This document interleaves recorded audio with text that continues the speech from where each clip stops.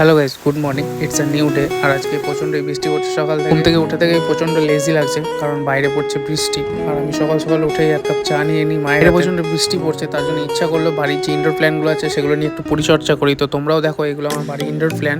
কিছু থাকে আমার ডাইনিংয়ে আর কিছু থাকে টি টেবিলে। তো এখানে একটা মাটির সরা আছে, যেটা আমার মামা পেন্টিং করে দিয়েছে। তো ওটা তো অসাধারণ। আর আমি ঠিক করলাম আমার রুমের টেবিলটা একটু গুছিয়ে নিই। তো তোমরা দেখো, আমি পরিষ্কার করে নেওয়ার পর টেবিলটার লুকটা কেমন লাগছে। আমার তো বেশ ভালোই লাগলো গুছিয়ে, কারণ এমনিতেও আজ কিছু কাজ করতে ইচ্ছা করছিল না, তো এটাই আমি করলাম।